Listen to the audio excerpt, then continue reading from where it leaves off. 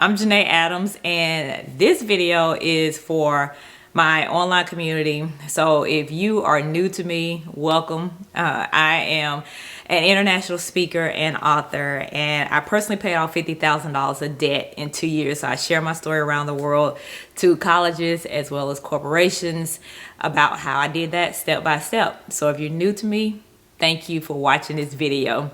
I promised my online community to do a blog post about my thoughts around the 2022 economy, where I thought it was going, what I'm seeing. And then, of course, I also promised them a video, just in case they didn't want to read the blog, because it is kind of long. But they at least had the video to see and listen to. Before I get started, if you're someone who gets anxious or nervous by things that you see on the news about everyday happenings that are coming out, whether it's about the economy or whether it's about anything, stop watching this video now and definitely do not read the blog post. People may be thinking, well, is this video for me? This video is for you if you are someone who owns a business, if you're someone who works at a college, if you're a student. This video is for those who are parents. This video is basically for anyone who has a pulse. Okay, and is going to have to be a part of this economy in 2022. The video is for you, so basically it's for everybody. So what I want to do in this video is of course give my thoughts, and I'm not going to go through everything. Okay, not gonna go through everything, but I picked out a few parts of the economy that I'm watching and that I have thoughts around. And maybe I'll go a little bit deeper than the blog post, but I have the blog post in front of me so that I don't miss anything that I wrote. But maybe I'll be able, just like a book on Audible, a lot of times the authors will go a little bit deeper because instead of all that writing, when they read it out loud, they tend to add things to it. So hopefully this video gives the same kind of feeling. Now, in October, I started having a weird feeling. A weird feeling in my stomach about just what was going on about the economy. This is before the variants and all that kind of stuff. It just was just some kind of feeling, and I couldn't put my finger on it at all. It was just some kind of feeling. And then the feeling disappeared in November. Okay, the end of October, November. And I don't know if it has been because October was basically in between the time I had went to Barcelona with my daughter, and in November I went to Dubai. Now, in both of those places, business and life was bustling. I mean, it was a complete opposite of the United States. It was eye-opening. In Barcelona, all the restaurants are filled and people are working, going to school without any problems. All tourism is packed. Okay, any kind of site that we went and seen, a lot of people were there. There were lines and there were wait. Okay, and everybody had on masks. It was no problem. Like, you had to wear a mask everywhere, inside, and most people wore it outside. It didn't matter. Okay, and I don't know, that probably was the reason why their economy had came back so strong. Then I went to Dubai. At Dubai, it was the same thing. People everywhere in Dubai, everywhere. Okay, people flying in. My flight got in 11 o'clock at night. It looked like an airport that would be 12 o'clock in the middle of the day. So many people coming in and going out. It was crazy. And that was just the beginning of my trip. And even as I was going through Dubai, and I went to the expo, the Dubai Expo, thousands of people, okay, going into the expo. And like I said, just like Barcelona, everybody's working. Buildings are being built. Restaurants are full. The mall is overpacked, okay? But once again, everybody has on mask. Okay, they didn't play over there. Everybody had on a mask, and you would get in trouble if you didn't. So everybody felt fine moving about their business. Okay, and so between Barcelona and even though in September, and even though I had the nervous feeling in October, the feeling went away in November when I went to Dubai, because it just felt like everything was back to normal.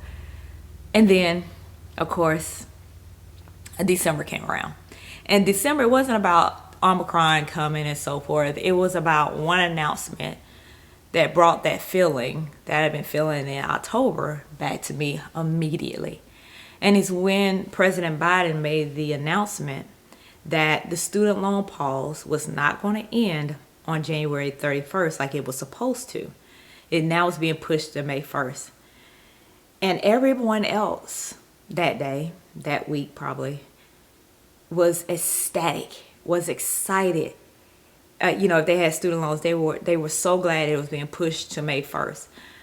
And I was the complete opposite. It was just like a brick hit me. And I was like, no. No. No. It had nothing to do with that it was a student loan pause or anything like that. It was because it felt like they were seeing something in DC. They were seeing something in administration that we were not seeing. And because we were not seeing it, whatever they're seeing, they're saying that this economy may not be as stable as I thought it was and they thought it was, to make people start paying their student loans back again. Now, understand student loans have been on pause since March 2020. It's going on 2 years, okay? By the time this pause is over, people will not have had to pay their student loans for 2 years. That has never happened before. So when this feeling came over me, what it started making my mind race to is that, are we about to do this all over again, economy-wise, okay? Are we about to go back into the same cycle? Why I say that is because in March 2020, when all of this really started to take our economy into a downfall, they put stop guards in place, safeguards in place to keep it from doing that. So stimulus checks came out, okay? Because tens of millions of people were losing their jobs. And so something needed to happen. So stimulus checks were coming out. Supercharged unemployment, okay? Where I live at, people could have, at the highest, been getting $4,000 a month. That is a lot of money in unemployment, okay? You had that. You eventually had the Paycheck Protection Program come out. You had the EIDL come out for businesses, both of these. Not to mention the increase in the EBT amounts. Schools had free breakfast and free lunch if they were a certain type of school. Eventually we had a child tax credit, which is now like in limbo, but it's done for right now unless Congress passes the Build Back Better bill, the social part of it. The colleges got tens of billions of dollars in funding to help students stay in school. States government, city governments got hundreds of millions of dollars. All of this in the student loan pause. And I can go on and on. This is, if you didn't know everything that went into place March 20th up until now you're starting to get a feeling of it. You're starting to see how much the government under the last administration and even some under this administration has pumped money into the system. And I mean pumped it in there. And then the Fed have been doing their job and doing things that they have done to try to keep things under control. All of that has been happening. But every bit of it had gone away. Stimulus checks are done. Supercharged unemployment is done. Paycheck Protection Program, done. EIDL, done. A lot of state programs are being pulled back. The child tax credit, like I said, is done as of right now. And it basically was like the student loan pause was the last thing. The last thing to signal we are on a trajectory that we need to be on. The foundation is strong. And it's time to move back to where we once was before March 2020. Even the Federal Reserve had made an announcement before the student loan pause situation that they were looking to aggressively raise interest rates. They were looking to raise 3 times. You have 3 hikes in 2022 and start to pull back on some of their help. So it looks like we're going back into some kind of normal life again as far as the economy is concerned. We're going in the right direction until that announcement was made. And now it's like, okay, what is really going on? And one thing I always tell people, when all this is happening over here to the right, we should be looking to the left. Like every time I see a lot of people clamoring towards a news article or a news story or just anything, I'm wondering what is happening over here. What is happening over here that I'm not seeing that could affect me in a month from now, in a year from now?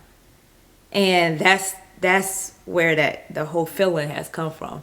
And so you can see already, I haven't even looked at my article yet. I haven't looked at this blog post yet.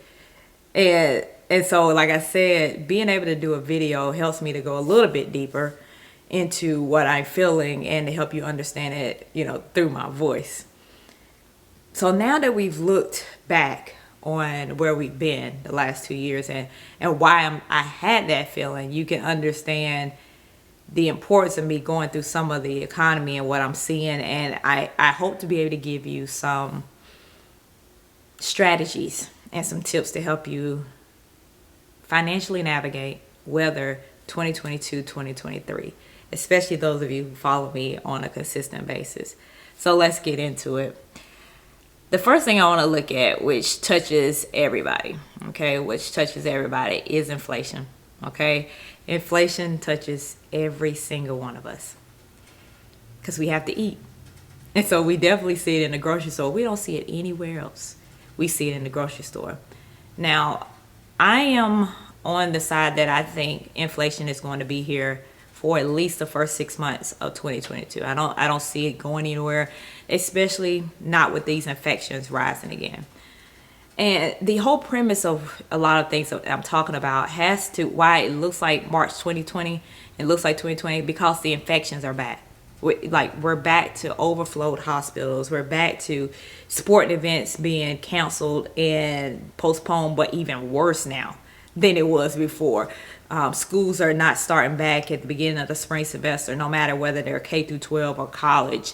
And it's worldwide. It's not just the United States. So here we are, basically looking like we're making a reversal of where we were before. Like we were coming out of it and now it's being a reversal because it's highly contagious. Understand that March 2020 became an economic crisis because of a health crisis. And we're back, not as bad as March 2020 because we didn't have vaccines. Now we have vaccines, we have masks, we have things that we can do to keep this down or to make it an endemic. Right now it's a pandemic. We're trying to make it an endemic.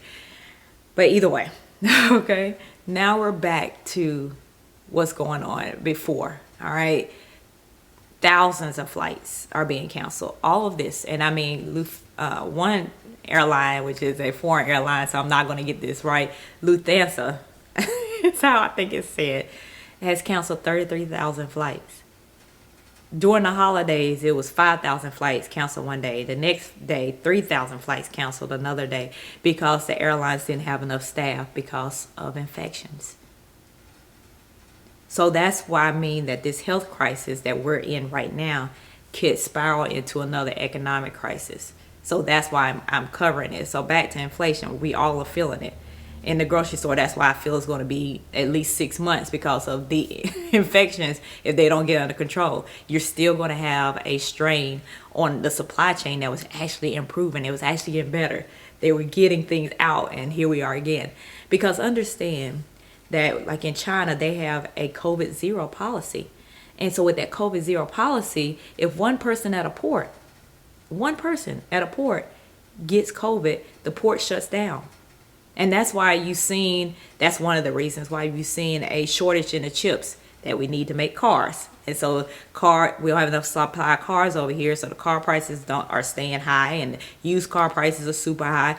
They all intertwine, and it's because of the infections. It all goes together. So the supply chain is starting to be disrupted again, and so inflation will be here at least 6 months, hopefully not the entire year. So that has to do with your groceries, okay? With gasoline, oil is oil. The barrels are the barrels, and what the prices are. They're fluctuating. But I definitely do think that some gas stations, whether it's here locally or around the country, are price gouging people. But that's a whole other thing. You have people like General Mills and other food companies saying that they are going to increase their prices. as far as their food is concerned. IKEA has said that it's going to increase its prices by 9% for those of you who like their furniture. Big businesses and small businesses are alike because of the cost of doing business and to be able to get their supplies and their products, from point A to point B to you. Now they're all raising their prices, and that's what inflation does. And hopefully it can get under control soon so that, everything can get back to normal. So what can you do to keep from inflation tearing your bank account up? And I'm sure it's been tearing up your bank account all of 2021. But how can you keep it from happening in 2022? And I'll cover groceries because I think that's what's going to touch everybody. Okay, that's what's going to touch everybody. Understanding that you have to have a plan before going to the grocery store. Whether you have to get your groceries once a week or every 2 weeks, whatever it may be, to help you with that plan, that's what you need to do. This is what I did when I was paying off the $50,000 of debt in 2 years. I went to the grocery store with a plan. And a lot of times what we ate was determined by what was on sale that week. It just was. So we couldn't be picky eaters. We just had to do the best that we could. So for example, if hamburger meat is on sale, and we know hamburger meat, bacon, meat in general has been one of the things, chicken wings has been one of the things that have exploded during this time as far as prices are concerned, okay? Has exploded during this time. So for example, if meat was on sale, hamburger meat, then that's what your meals could be centered around for the week, okay? And the examples I gave in the blog post is maybe one day you having spaghetti. Maybe one day you having hamburger helper. Maybe one day you having meatloaf or hamburger with hamburger buns and some cut up fries from potatoes. Whatever it may be. There are plenty of hamburger dishes. That's my point. And maybe one day is no meat day and you just have vegetables and starches or whatever.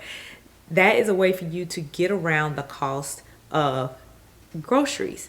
Another thing that you can do is make sure that you know when your favorites, the things that you have all the time. We all in our homes have our go-to foods, okay? Like my son loves waffles. So every time waffles on sale, I know it. And I get plenty of them. I might get 8 boxes of those things because he eats them every single morning. You know what you eat all the time. You know, if you got other people in your household, you know what they eat all the time. So learn the sales cycles of those foods, of those items, because every single one of them will be on a sales cycle. Yes, I don't like that General Mills is going to raise their prices on their foods, because I buy a lot of General Mills cereal. Okay, ever since I lived in Minnesota, I buy a lot of their cereal. And so I'm not happy about their prices going up, but I bet you I won't never pay full price for it because they go on sale every single month. And when they do, I will buy the amount I need to make it through the month until the next sale comes around. And that's what I'm telling you to do, the exact same thing. So just before you go to the grocery store, get into a rhythm with your list. Get into a rhythm of knowing what's on sale and shop that way. Your grocery bill will go down a lot, and that will help you basically beat inflation. The reason I'm telling you all how to beat inflation is because there has been a lot of talk about people getting paid more. Their wages going up, whether it is hourly or the salary or whatever it is. But if inflation, our everyday needs, some of our wants, is eating all that money up, then it's not benefiting us. So you have to be able to figure out what the cheat code is, and this is one of the cheat codes. This is a way for you to keep that money, the more money that you're making right now, to keep more of it in your pocket and not let inflation eat it up until the Fed is able to do their magic. These rate hikes go up. Maybe that brings the inflation down, okay? And we can get back to some normal prices instead of bacon being $7 a pack when it used to be sometimes $1.99 a pack or $2.99 a pack. $7 a pack. Oh my gosh. So being able to get through inflation that way. So let's look at now to housing. Oh, housing. We know that the last housing situation that we had with the housing market was 2008. And it wasn't really housing. It was more of the products that were made off of mortgages, the no income, no job mortgages, the predatory loans, all of that boxed up, ended up losing value, almost took the whole economy into a depression. All right, but the housing that I want to talk about going on right now is different, yet could end up kind of the same. In the last 2 years, housing has been on a upward slope. Okay, people, surprisingly, at first it was surprising that people were really trying to buy houses, and I think it came from the quarantine. Many people realized, yeah, we need more room. Okay, when we're all in here together, this house is not big enough for all of us, right? Or some people realize this house is too big. We didn't notice it really before, but we should downsize, okay? Maybe because the economy took a downturn, finances got strained, we don't need this big of a house anymore, let's sell it. Well, it got to the point that it created a high demand and eventually a low supply. Doing that skyrocketed the prices for houses, and people were paying for homes $30,000, $40,000, or even more over the asking price, of course, over the value. And homes that would have been a certain value 2 years ago were $30,000, $40,000, $80,000 more in 2020 and 2021. And it was for no reason. Like, nothing around it changed, nothing like that. It was just because of what the market was going through. Houses were being built and being sold until they weren't, because the supplies eventually, thanks to the supply chain issue, became too much. And so builders who were loving at first this whole demand that was for their industry and for the homes they were building, now wasn't so happy about it. And the same thing with realtors. The realtors were completely ecstatic for all the homes they were selling, but eventually the supply was not enough and the demand is still high. So having to say that, this part of it, the issue that I'm seeing is for those who overpaid for their home. Okay, whether you overpaid for your home in 2020, you overpaid for your home in 2021, those are the ones that I talk about in the blog post that could face some bad situations in the future. Why? Because just like 2008, 2006, 2007-ish, we're back to saying the kind of things that the housing values are always going to be going up, which makes no sense. Housing values can't always go up. They're going to price people out, which they've already done. So obviously they can't keep going up. They got to come back down in order, because of now the supply is starting to come back and the demand is going down. And when that happens, prices come down. So the prices have to come down, including the homes around the home you overpaid for. So right now it's a seller's market. But what if in 2 or 3 years, where you're still in a house that you have no plans on ever leaving anytime soon, that it becomes a buyer's market, and these prices go down. They go down either to their regular value or even below, because someone needs to sell their house. Now you start to see the value of your house go down. And what does that mean? That means now your mortgage is underwater. And that is just like a regular example. I would hate to see people who have, taken money out of their home, because that's what was happening in 2006, 2007. People were taking out money out of their homes to furnish it, or, get things done on the house, or send kids to college, and they really got hurt because it just was bad. Okay, we don't want to get back to that, but I'm just talking about on the basis of what could happen. So, like I said in the blog post, I don't have any kind of like off the top money tips, strategies that I can give to those who overpay for the house. I just hope that the economy course corrects and it doesn't go where I want it to go, because if it does, those who overpay for a house are going to be one of the groups that are going to be hurt. Now to a group that could see a benefit from all of this, and it's for those of you who are trying to buy your first home. Okay, you're trying to buy your first home. Understand that your good fortune means somebody else has to have a bad fortune. Just like in 2008, a lot of people got a lot of great houses on sale, but they got it on sale because someone else had to be foreclosed on, and it was a home owned by a bank. Now, I don't think it'd get that bad in most situations, but just understand that your good fortune in this instance will come off of someone's bad fortune. So if these homes go back to the value they're supposed to be, You may get some people that just want to be able to get from under that mortgage, cut their losses and be done with it.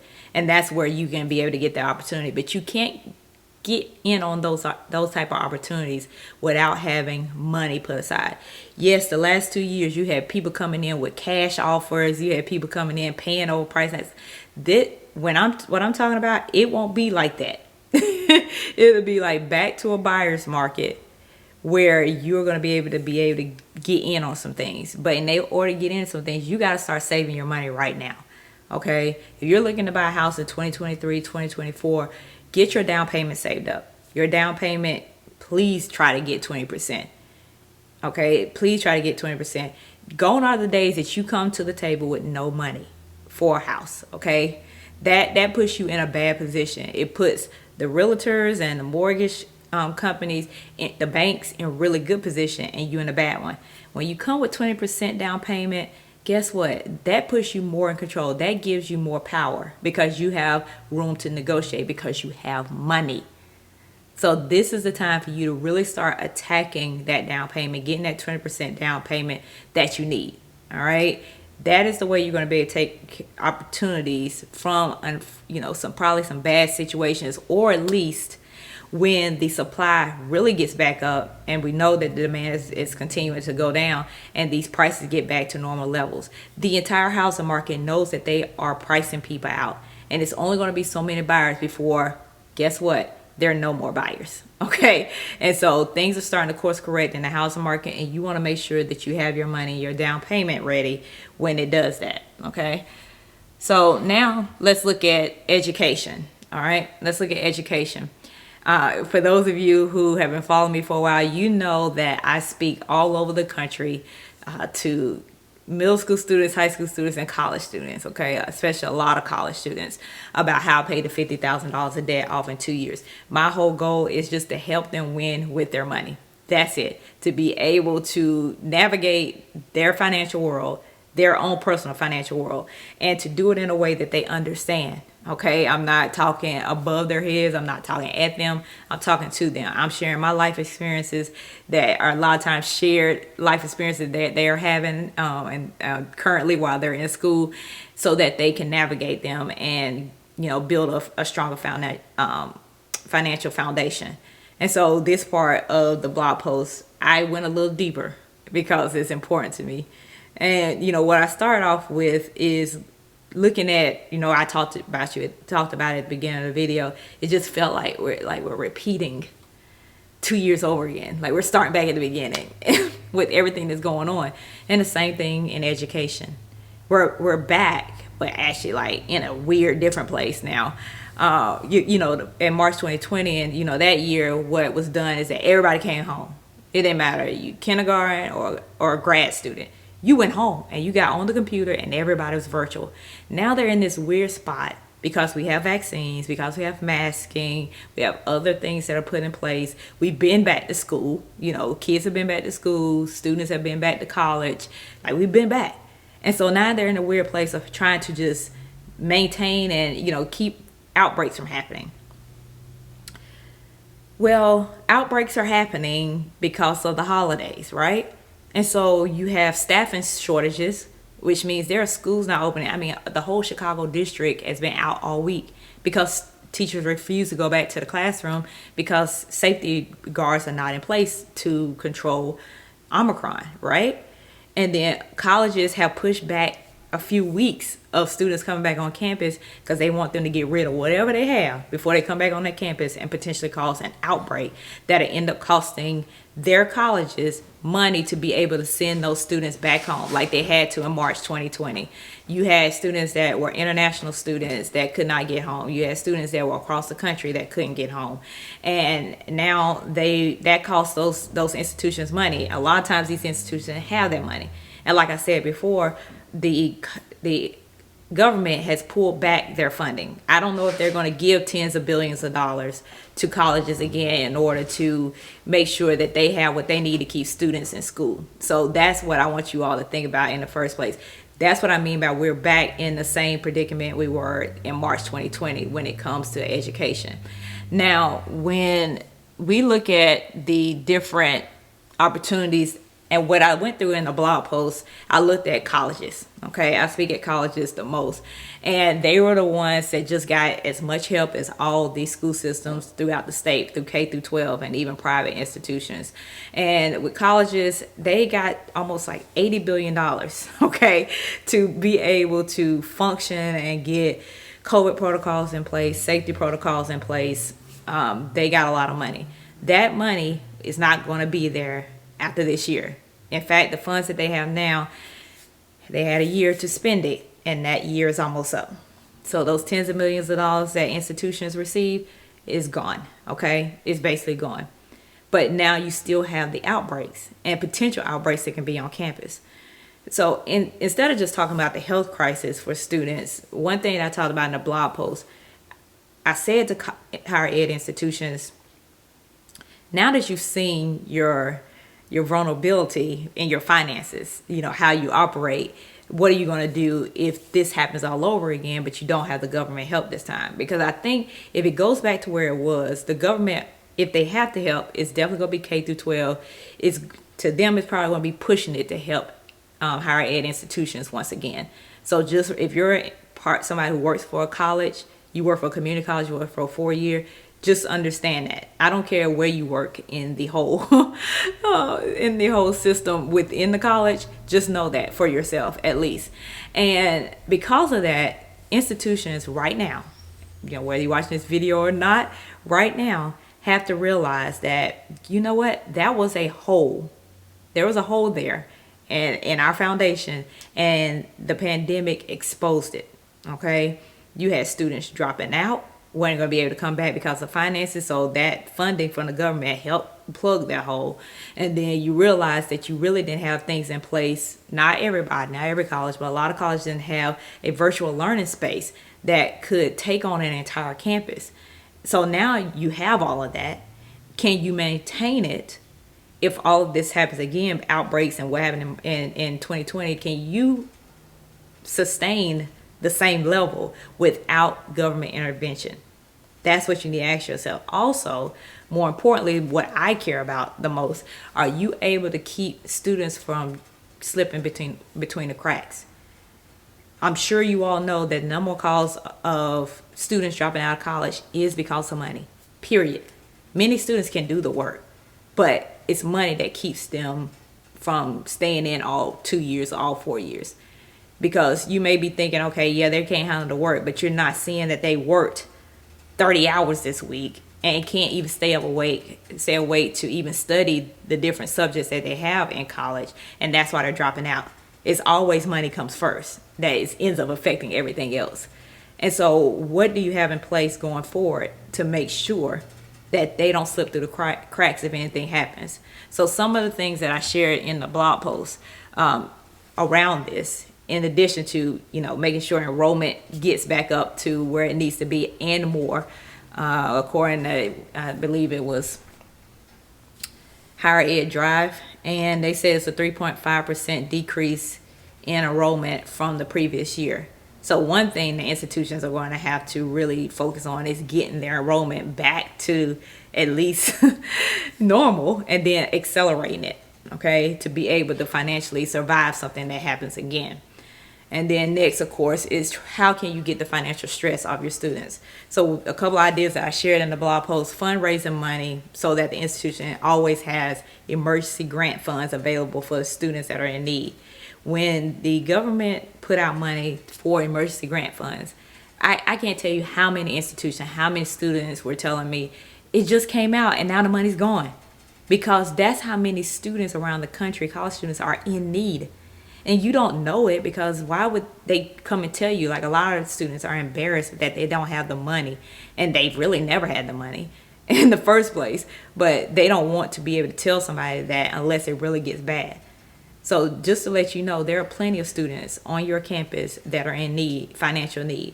So this first tip is very important. For your first year students, instill the importance of searching and applying for scholarships nonstop until they no longer are in college. I don't care if they go to med school, law school, grad school, they still need to be looking for scholarships, all right? If students are unable to get a work study job, help them. And I don't know, whether it's going to be career center, whether it's going to be their advisor, whoever, the dean of their school, help them get a work from home job or a work from dorm room job to fit into their schedule. And a lot of work from home jobs pay $10 to $25 an hour. So it can be done. Show students how to monetize their hobbies so that when they need money quickly, they can monetize their hobby and get the money quickly. Okay. So instead of having to go try to interview for a job, wait to hear back from the job, go work the job, and then eventually get a check. Their emergencies are immediate. And so they need immediate money. So can they do a painting right quick and sell that painting? Could they, if they are a student athlete, can they go teach a few basketball trainings for $50 an hour for one kid or whatever it is and get that money quickly? Show them how to monetize those hobbies. If you have a TRIO program, okay, so that'll be Student Support Services, McNair, Veterans Over and Bound, those kind of programs on your campus, TRIO. Identify potential students that could benefit from their resources, okay, and their support, and get those students into their program. If they have room, get the students that will fit into their program, which is first generation, limited income students, get them into the program, okay, because they can help you all out, and you all's, strategies that you all want to put in place, TRIO can help you out. For those who are college students that are watching this video, who are going to read the blog post, I gave you some tips as well. Thinking about something you love, okay? So this is all, I'm always with college students and high school students and middle schoolers, how to put more money into your pocket, all right? To take stress out of your life and so that you can do other things.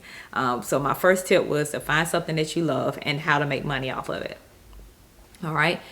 If I were you, for those of you who are artists, I would take an entire weekend and learn everything I can about NFT. So that's non-fungible tokens. I'm sure you've seen NFT everywhere. Take a whole weekend, learn everything you can, and start to sell your artwork as NFTs and make you some money. My second tip was start searching for paid internships now, okay? Don't wait till the end of each semester to try to get a paid internship. Start looking for it now. I never tell people to get unpaid internships because if somebody makes money off of you, you deserve to get paid. And if you're first generation college students like I was, we can't afford to take unpaid internships, okay? We just can't. And we definitely can't take one that has to relocate somewhere. So make sure you get a paid internship. 3, don't wait for another economic crisis to hit like 2020, okay? All right, don't wait. Start being proactive with your money. I tell my first year students to make sure they have at least $500 saved. And those who are upperclassmen, $1,000 plus, because your emergencies are going to be a lot more. I've had plenty of students almost have to drop out of college over $1,500 that they owe the school, or $2,000 they owe the school. If you already have that money in place, when you owe them money, you can pay it and continue on with your studies, okay? Get your transcript, whatever you need. Another thing is, do not give your refund check away, and don't spend it either. Don't give it away to family members or anyone. If you have family members continuing to ask you for your refund check, they obviously need a better job, a higher paying job, so they can be able to bring some more money in. So if I were you, I'd help them find that higher paying job so that they can have their money and not ask you for your refund check. You need your refund check for emergencies. That's what it's for, okay? If you want to help them, go to Twitter, go to search box, put in jobs in, and then insert your city. And all the jobs that in that city comes up, you just click on the link up and have them apply for the jobs, okay? And there are plenty of jobs out there, plenty of jobs. So no one should be asking you for your refund check. They can easily go out and get a higher paying job and be able to have the money that they need. Or they can monetize a hobby just like you're going to do, and you can show them how to do that. You know what that family member or that guardian skill set is. Show them how to make money off of it. And then once again, they won't ask you for your refund check. And then last but not least, if you are any student who has ever heard me speak or will hear me speak in 2022, whatever money lessons you learn from me, okay, take them to your family and friends so that they can be financially stable as well. All right. So like I said, when it comes to education, K through 12 higher education, that is one of my passions, even more than doing financial wellness for employees, because I try to get people early and then I catch everybody else when it comes to corporate America and financial wellness for employees. Now on to businesses. All right, if you own a business, you felt 2020. I don't care what kind of business you had, unless you was Zoom or Amazon. You felt 2020, okay, and you felt it, and I mean felt it. And the reason I wrote my blog post the way I wrote it was because I want people to revisit the feelings of 2020. Just like before 2020 and that recession, I want people to revisit 2008. I want you to remember how you felt during that time. Why? Because those who don't remember the past, really remember the feeling of the past, are deemed to repeat it. And we don't want to repeat this. And I'm sure businesses don't. But here we are right now. Businesses, restaurants are having to shorten their hours. Our local restaurant here that I like, that I used to get breakfast from, today had to close at 3. Staffing issues. Another restaurant last week was closed for 2 days. Staffing issues. Why? Because the virus is spreading again. And they can't keep people on staff. And so they are having to lessen their hours, shut down. It's completely different than March because we're not in quarantine. They are still operating. Not everybody's not home. So you're trying to navigate through this health crisis as a business, as a restaurant. So that's where us as business are at. And I remember 2020. I am somebody who goes and speaks. I do virtual as well, but then majority of my business was face to face. And so when colleges started shutting down, sending people home, and there was no signs of them coming back, I started to get a little worried. Like, oh, I need to really, get my online really up to par, which it is now. And now I have in-person and virtual. But I remember that feeling of, Janae, we got to get something together because this is your business. And I'm sure business owners, millions of them around the country, felt the same way in one way or another. We had brick and mortars who didn't have an online presence at all. They didn't have social media. They didn't have an online store or anything. And after they realized that quarantine was going to last a lot longer than they thought it was, they needed to have an online presence and be able to sell their products, sell their services online as well. Because at the time, if people weren't buying in their stores, they weren't making money. And so they had to adjust, which eventually they did. And if they didn't in time, millions of businesses went under. Like, I want you all to remember that feeling for those of you who are business owners. So now you're at a point that we're starting to see 2020 again with these infections, 1 million a day worldwide. You got to get back into that. If you wasn't in a hustle state, like hustling and strategizing within your business in 2020, then it's time to get to that now.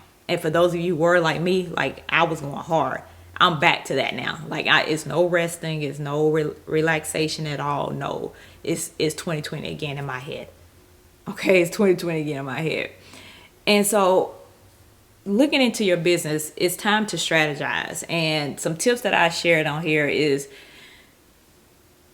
you need to get money into your bank account, your business bank account. Okay, like cash is king right now. Cash rules, cash talks, and everything else walks. You need to get your own capital. For those of you who know me, you know that I fund everything in my business. No credit cards, no loans, none of that. Everything that I buy and you see me doing is out of my own pocket. And so it's nothing new to me, but it doesn't mean that I'm not strategizing and throwing money into my accounts, because I want to make sure that I am able to move the way I want to move, right? So last time you had the Paycheck Protection Program, you had the EIDL. What if that never comes back in another downturn, which it probably won't? Like the government gave out more than $5 trillion during this time. They're not in a hurry to give out trillions again, not with the debt that they have. So you need to think about that. They're not going to be rushing to throw money at businesses anymore. Small businesses, big, nothing. So you need to start building up your own capital, your own bank, so that if anything has a downturn, you're still able to operate. You're still able to take on opportunities. I was talking to my beautician yesterday and explaining to her all of this, because she's a business owner. And I said, think about it like this. When you have, I'm telling everybody to put more money, business owners to put more money in the bank, less expenses, more money. Because if something happens and let's say a beautician has to go out of business, she has customers, right? She has customers that are now free will. And if you're still operating and operating from a point of strength, which means you can buy any of the shampoo you need, any conditioner you need, extra whatever coloring, now you can take on those clients that person let go because they had to go under, and now you have more money coming in. That's what I mean for every business. You having more money in your pocket or in your bank account so that any opportunities that come up, you can take advantage of it. Your competitor loses a contract because they had to step out of the contract because they don't have enough funding to bring it to completion. Now you have the opportunity to get that 6-figure contract, that 5-figure contract, that 7-figure, whatever it is, because you are in a financial position to do so. That's why I want you to have money in the bank as a small business owner. Now I wanted to leave the everyone else part, the last section, because that's where I felt the biggest worries for the actual individual. Although I own a business today and I don't work for other people, in 2008 during the Great Recession, I did. And I had lost my job. I was $50,000 in debt with a 1-year-old at home. I remember the fear of that. Not only losing my job, but the economy going off a cliff. And I vowed to myself during that time, I would never feel that way again. And so I paid the $50,000 of debt off in 2 years. And I made sure that I built my own economy that lives outside of the U.S. economy, outside of the world economy. I didn't want the economy to touch me ever again like it did in 2008. Never again. And so 2020, when that recession hit, it did not touch me like 2008, not even close. In fact, I was in a position to be able to take, any kind of opportunities that I may have needed. All right. I was able to continue to move forward in my business and move forward in my finances, all that kind of stuff. Right. And that's what I want for you. And that's another reason why I waited for this to be last, to be able to just give you the strategies and give you the tips for your own finances. So if you felt stressed in 2020 when the economy shut down because of this health crisis, I don't want you to be there when the next recession comes. And trust me, recessions always come. So this is the time to make sure that you are building your own economy before that gets here again. Okay. So some of the tips that I shared inside the blog, for you to start thinking about and start doing, making sure to save at least $1,500 in your emergency fund. At least $1,500. If you can get 3 months of expenses saved above $1,500, like if $1,500 is your 3 months of living expenses, I want you to go above $1,500. I know that many people 3 months living expenses is way above $1,500, and that's what I think I would rather you get right now, just to be on the safe side. But just in case, like if you lose your job, you got 3 months of living expenses. If you need to move somewhere to find a better high-paying job, you have 3 months of living expenses that can be saved. So that's first and foremost. Start to aggressively pay off your debt. Debt is a threat. I know people talk about good debt, bad debt. Nah, anytime that you're taking your hard-earned money and send it to somebody else and building up their bank, that's not good. Okay. That's money that's not going into your retirement. That is money that's not going into your savings account. That's money that's not being reinvested into your business. That is money being invested into their business, into their bank accounts. That can never be good. So that good debt, bad debt stuff, I don't know. You need to aggressively get debt out of your life. The reason why, that recession in 2020 didn't touch me like that as much, except for my investments that took a beating. Other than that, it's because only thing I had was my home left as far as debt is concerned. No other money was going out unless my utilities. Debt is a threat, and get as much of it out your life as you can. Look for multiple streams of income. I'm not telling you have to have 7 or 8 streams of income, but you have to have more than just your job. Okay, you have to have more than just your job. Your job is never a guarantee. Nobody's going to be spending 40 years, 50 years at a company anymore. All right. So you need to have at least more than that stream of income coming in. Set financial goals, whether it is saving for a house, investing, starting a retirement fund, wanting to travel the world, whatever it is. Set financial goals. What this does is it helps you get more focused with your money. And then money won't be just slipping through the cracks. You'll actually be paying attention to it because any dollar you miss, it's a dollar that could have went to that housing fund, to that down payment. Last but not least, look for financial opportunities. And this is for those of you who are already striving financially. You're already doing well financially, okay?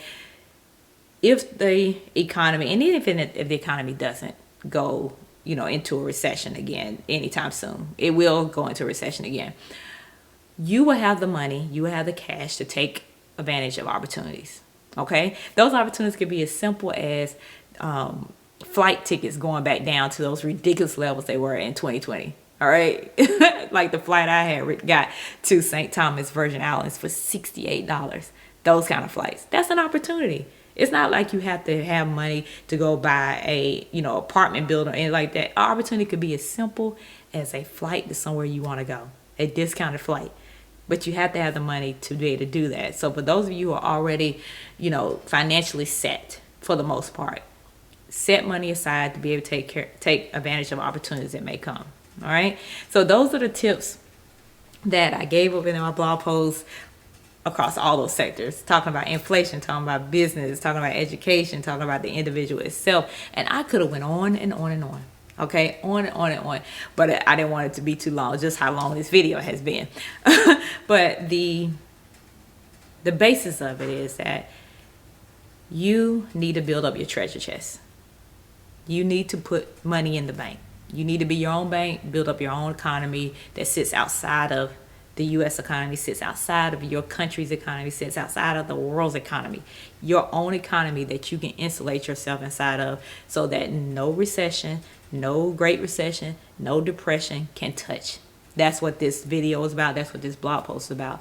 To put you on alert of what needs to be done. To help you see everything as a whole. Not just things in different silos and different, single instances, but everything as a whole that's going on that's starting to affect this economy. And if it doesn't turn around, then it's going to go in a bad direction. I hope it does turn around. I hope none of this has to happen at all. But in case it is, now you're alert to it and you're ready. And so now it's your turn to start taking steps to make sure that everything goes right your way and you're financially able to navigate it all. All right.